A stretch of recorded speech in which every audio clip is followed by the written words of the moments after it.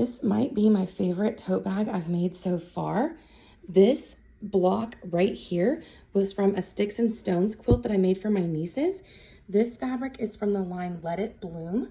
I just thought it was so beautiful.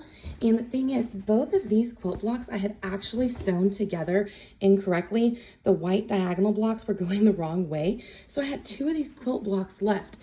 And the straps I actually made, this is the fabric that I had made for the back of this quilt when I had made it for my nieces.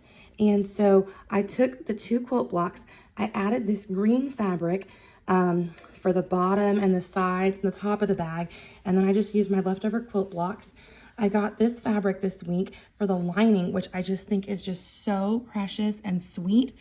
And then the straps, I put some Pellon stabilizer in the middle of it to make it a little sturdier. And this was the same fabric that I used on the back of the quilt originally. And there's a little bit of it here in the front of the quilt. And I just am in love with how this bag turned out. And I love the lining fabric that I found. And I just think it's so sweet and so beautiful. I'm so excited with how this one turned out. And so I've now made this one from some leftover quilt squares that I had, and this bag, which is totally different vibe, also with an orange lining from leftover quilt squares. This giant tote I made from fabric leftover when I made that king size quilt. So this was actually the leftover binding strip. And so I had some leftover binding, so I used that for accent. And then I picked up these canvas straps that have like a gold in it. And so I was really happy with how that bag turned out.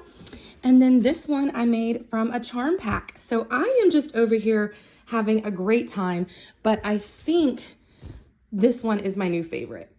Just when you peek inside and you see that lining, oh, love it.